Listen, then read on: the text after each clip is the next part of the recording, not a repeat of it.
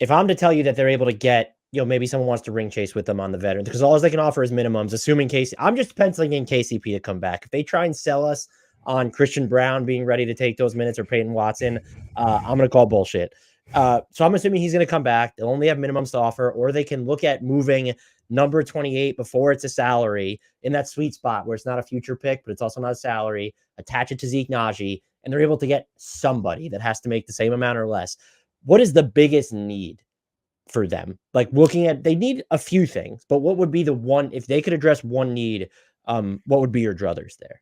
So everyone talks about backup ball handler / point guard and also backup center. I would 100% prioritize backup center over everything. Those second units need a solid rotation level veteran scaffold to help those young guys have something to go to.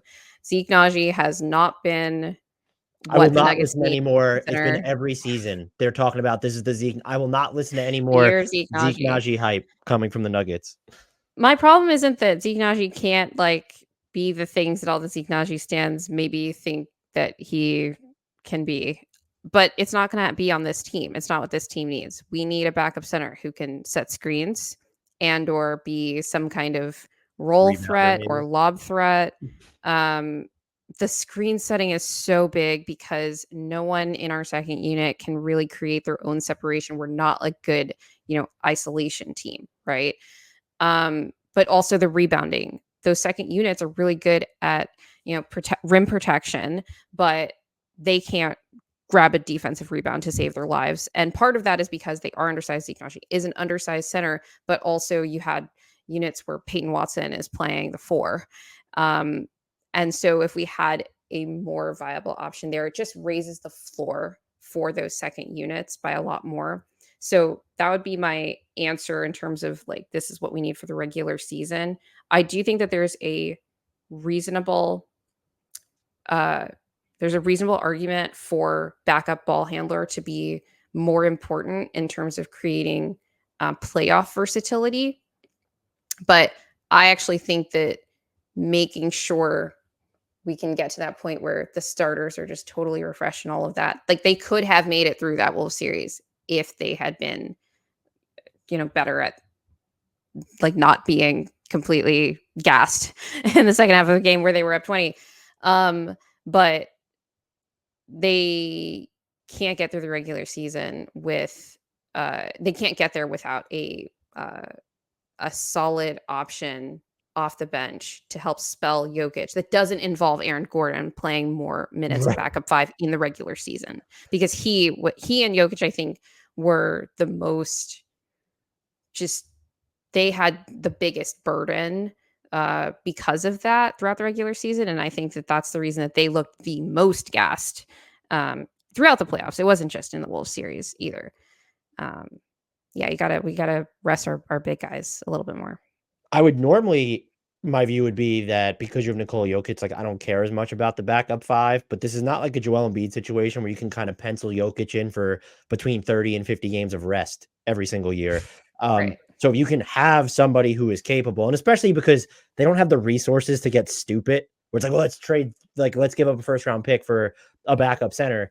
Um, that the combination of, maybe there's a night where we can just force Jokic to rest and play this, not DeAndre Jordan at center. But you mentioned the Aaron Gordon thing, I think is huge. That's also part of the reason I think they missed Jeff Green a little bit, is just that when you look at the minutes that Gordon played as the de facto center, those went up this year. And also just like the assignments he had during some of the like those bench units, like he was just guarding bigger players a lot of the time, it felt like. And so I'm assuming that creates wear and tear. So I would agree with you that if they could get a capable backup center, that might go a longer way at this point than if we can get veteran X to come in and soak up some of the reps behind Jamal Murray instead of a Reggie Jackson or testing out Jalen Pickett.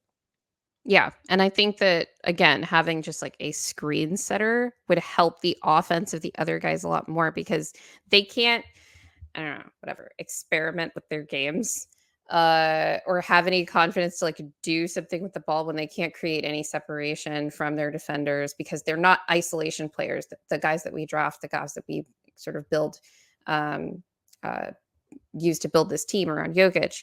And that's like they play well with Jokic because he's a good screen setter and a good passer. But the screens are like a really underrated part of what just makes those units successful. I think that the fact that Jokic is like kind of peak at Mhm. all the basic center things that makes those lineups so successful. So, I will never stop trying to trade Nick Richards to the Nuggets if I anyone mean, cares. I'll take that. Although they had tatted up Jokic, and then, Isaiah Hartenstein went on and had he wasn't tatted up at the I time, but know. they had soon to be tatted up Jokic, and they let him go. It's rough I stuff. asked other Nuggets fans, like, what was the deal with this guy? He's like, he couldn't stop fouling and like he couldn't catch the ball. And I'm like, but look at his floater. Was that there? Like, maybe it wasn't. I He's don't know. also got a three-point shot that I don't think Tibbs will ever let him experiment with, but, that's neither here. He's about to get paid. That's gonna be Yeah. Knicks need to worry about that a little bit if they can't keep him. Anything else about this team that we didn't touch on that you would just like to discuss before we, move on to some Magic talk? Yeah, I mean, there's been a little bit of conversation about whether the Nuggets offense is like too organized. I tend to think that there's like a little bit of something there, especially watching, say, the contrast between how the Mavericks played the Wolves and how the Nuggets looked against them. In the games that the Nuggets looked the best, especially the starters, was when they were super decisive in their offense, ball was moving, and when a guy was the play finisher, there was no hesitation to like take the shot, make or miss. I think the Mavs and the Pacers have a lot of freelancing in their offenses. You see how much uh issue that ended up giving the Celtics in the Eastern Conference Finals in that incredibly close 4-game sweep. Um, I do think that like there's a question of like, is it because we lack confident players because our players are so young off the bench in particular? I think part of the frustration with how the Wolves series went, a lot of people were like, why was Christian Brown hesitating on a lot of his shots? The thing with Justin Holiday was he was ready to let that bad boy fly, make or miss whenever he got the ball. A lot more misses toward the back half of that series than makes. But in the first half, it was great, and he was making everything. And we're like, yes, somebody who will take a shot, love it. Um, but I do think that there can be more room, like we talked about with MPJ. Like there's room to experiment a little bit more with all of the different players in the roster, so that we're not overly reliant on the Murray Jokic 2-man game. And this is something that uh, I think a lot of Nuggets fans are talking about this offseason. That is it's funny that at point, I mean, it felt like a lot during the playoffs that offense was the bigger issue for the Nuggets. It'd be an Which no interesting. one would have expected. Although going up against the Wolves, a team that received pushback from this from Timberwolves fan when we said it, like they were built in the image of beating the Nuggets. Like that's just a fact at this point.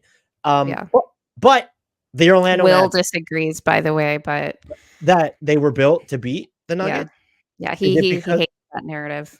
they had some of those players before like the Nuggets were this version of the Nuggets and Tim Connolly were there? That's a lot of the He like doesn't want to give Tim credit, but we don't have to we don't have to dive into that too deeply.